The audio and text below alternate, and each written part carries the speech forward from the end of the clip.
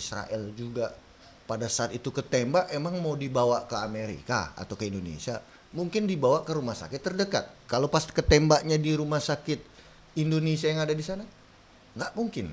Karena para dokter dan para ahli medis, mereka disumpah berbuat menolong orang lain atas dasar kemanusiaan, bukan atas dasar negara ataupun agama, tapi atas dasar kemanusiaan. Ya, jadi yang dilakukan tentara Israel Zionis ya biadab menurut saya gitu. Perang sudah terjadi dari zaman dulu, tapi orang-orang biadab lah yang menyakiti anak-anak dan perempuan, siapapun dia, mau Israel kek, mau dia individu kek. Itu satu.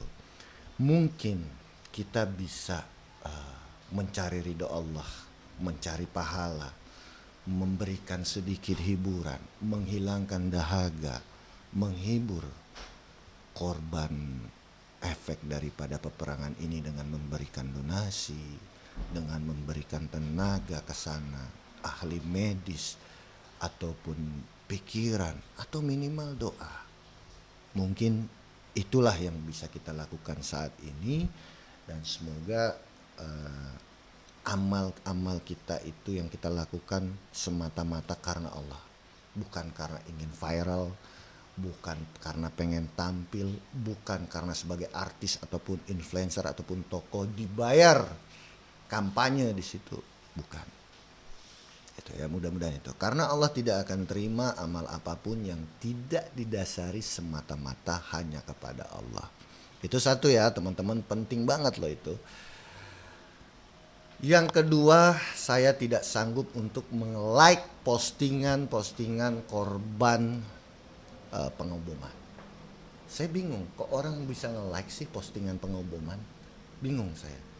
Itu anak-anak dibom, anak-anak terluka, anak-anak meninggal. Kok bisa di-like sih? Apa suka dengan video seperti itu? Jujur saya enggak, kalau saya enggak sanggup.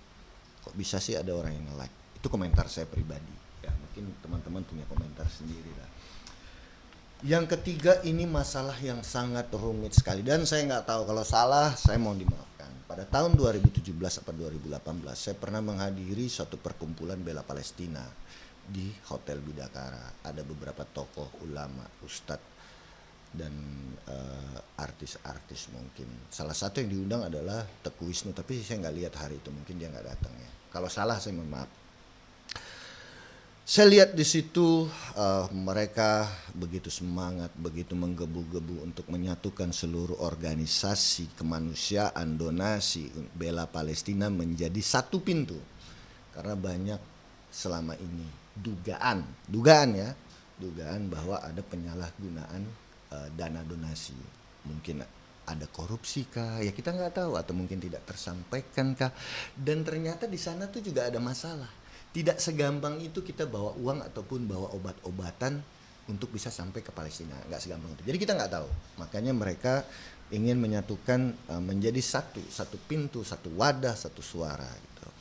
Tapi di situ ada ulama yang berceramah ya dalam bicaranya bahwa selain daripada kita merasakan sakitnya saudara kita di luar, karena Islam itu satu tubuh. Kalau kita bicara agama nih, Islam itu satu tubuh. Ada bagian yang terluka, maka bagian yang lain akan ikut merasakan. Mungkin saudara-saudara muslim di Indonesia merasakan. Selain daripada itu, kita berjuang dan berdonasi, demonstrasi apapun bentuknya, kita juga harus fokus untuk pembenahan umat dalam negeri. Nggak usah jauh-jauh deh, pembenahannya dulu. Sekarang kita teriak-teriak bela Palestina, kita bela Nabi. Banyak orang seperti itu, termasuk saya. Tapi kata sebagian guru-guru kita, kata beberapa habib juga, kata ulama, kiai, kita bilang cinta Nabi, kita buang air kencing aja masih berdiri. Nah, jadi umat nih di Indonesia nih masih butuh ulama-ulamanya, bukan hanya untuk membakar bela Palestina, berjuang ke sana, berjihad angkat senjata mungkin. Utang belum beres, sholat belum bener, puasa Ramadan kagak, ngerokok dia, buka puasa tuh. Ya kan? Jadi Islam ini, umat ini hancur bukan karena mereka nggak jihad, nggak angkat senjata, jihad lawan hawa nafsunya aja belum bisa. Bulan Ramadan batalin puasanya, nggak sholat, itu ngancurin tiang agama, ngancurin agamanya sendiri. Kalaulah sholat subuh ini sudah seramai sholat Jumat, maka gentar dunia.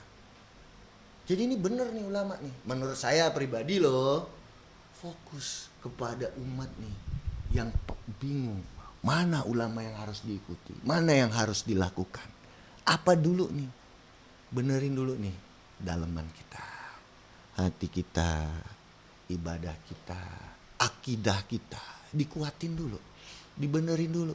Yuk, mari saling dakwah, saling ajak dalam kebaikan, kebenaran, ajak ke manusia kepada Allah, sehingga meninggalkan keburukan, sehingga berilmu, ajak manusia kepada majelis ilmu. Sama kayak seperti saya yang bodoh, yang tidak tahu sejarahnya Palestina Israel itu milik siapa, saya nggak tahu. Wallahu a'lam bishawab itu ya. Kasih tahu, dakwahin daripada sibuk yang lain. Itu saya lihat. Dan buktinya apa?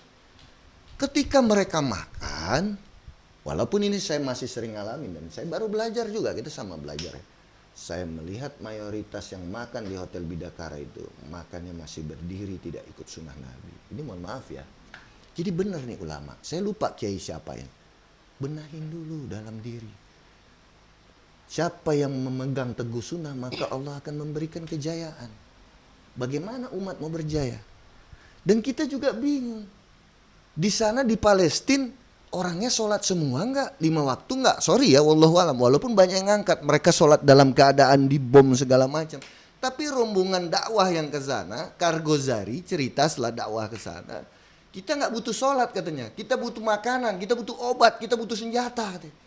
Lalu sekarang kamu mati nggak sholat gimana? Kemana? Nah itu, maaf ya, mungkin saya salah. Yang benar datang dari Allah dan Rasulnya yang benar, yang salah datang dari kebodohan dan nafsu saya. Itu aja sih kalau pendapat saya mengenai itu. Jadi mari kita dakwah ilallah deh, ya, dakwah orang, ajak orang kepada sunnah, ajak orang kepada kebaikan, kepada Allah gitu kan. Fokus kepada diri, pelihara diri dan keluarga dari api neraka, saling menjaga gitu. Gitu. Kalau untuk urusan luar udah ada bagiannya, ada pemerintah kita. Ya kan, mungkin juga ada organisasi yang memang sangat ini, tapi ya itu urusan kembali kepada masing-masing. Mungkin semua kita niatnya lillahi ta'ala, ingin mengambil bagian daripada perjuangan ataupun daripada menebar kebaikan ataupun rahmat Allah dengan cara dan kebisaannya masing-masing. Mungkin saya salah ya kan, karena banyak orang juga yang nggak sholat tapi begitu ada tahlilan dia datang silaturahmi atau terus mungkin dengan cara program-program bela Palestina terjalin silaturahmi, yang tadinya nggak tahu sholat, nggak tahu agama jadi tahu. Mungkin saya salah gitu. Tapi yang pastinya insya Allah dari semua itu ada kebaikan gitu sih. Nah, Bang Boy, ini baru ada titipan nih dari atas ini. Katanya bener nih Bang Boy mau ngelaporin akun haters nih waktu Bang Boy lagi live nih.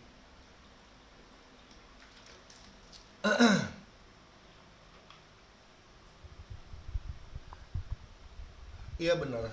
Siapapun kamu di luar sana yang menonton tayangan ini, yang telah melakukan ujaran yang mana itu mengganggu saya dan melecehkan anak saya, juga ponakan saya dan seluruh anak-anak di Indonesia, karena perkataannya nggak boleh ya di sini ya. Mungkin nanti video itunya aja ya. Karena perkataan itu sangat biadab sekali, sangat kurang ajar. Ini orang monster ya, pedofilia, monster. Siapapun kamu pedofilia, kamu monster. Kamu menghancurkan jiwa-jiwa yang masih murni. Kamu merusak anak-anak seluruh dunia yang tidak bersalah dan masih murni. Dan kamu musuh saya. Siapapun pedofilia di luar sana, kamu musuh saya. Benar itu. Dan saya akan cari kamu.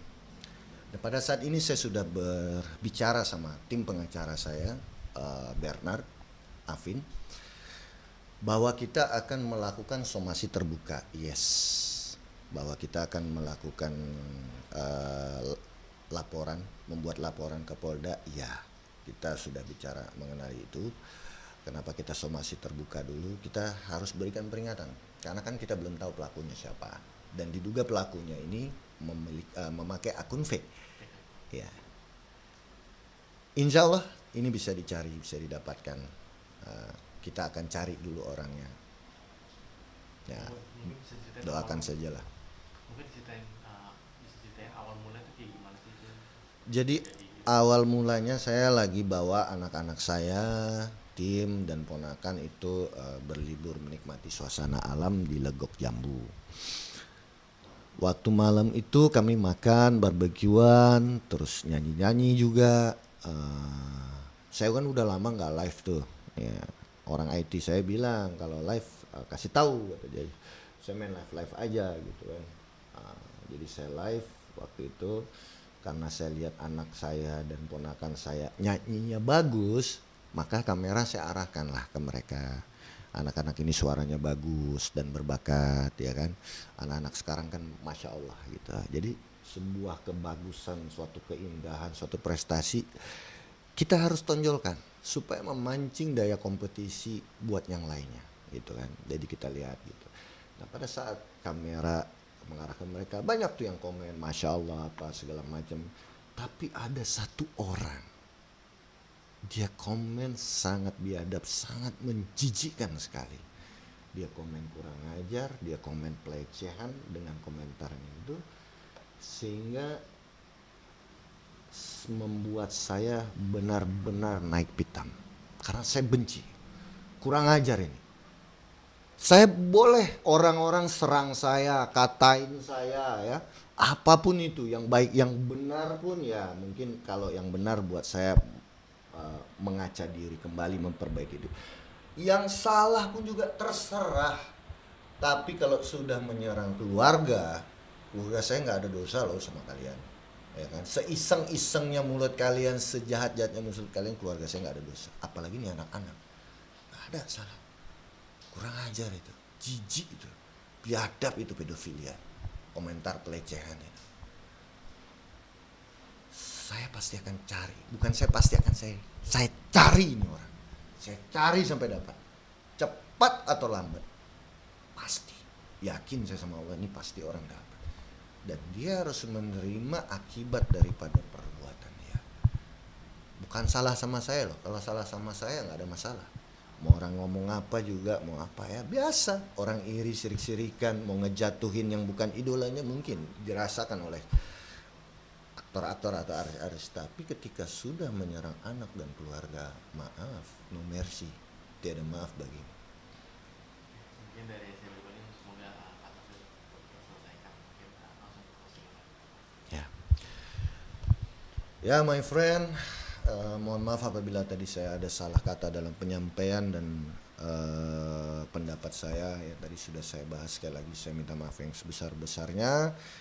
Dan saya juga berharap kepada my friend, orang-orang baik, Mama Mia, yang ada di luar sana, untuk mendoakan semoga kebahagiaan senantiasa datang pada kita, kesejahteraan juga senantiasa datang pada kita, dan masalah kita, masalah saya cepat selesai, dapat orangnya dan dihukum. Karena apa? Karena ini adalah salah satu bentuk perjuangan kita sama-sama untuk menjaga anak-anak kita. Bukan hanya anak saya, tapi menjaga anak-anak kita dari predator-predator yang bersembunyi ataupun terang-terangan di luar sana. Saya Boy Hamzah Notonegoro mohon pamit kali ini kepada teman-teman pemirsa MNC. Nanti insya Allah kita akan ketemu lagi di lain wawancara dan Kilau Uang Kaget lagi.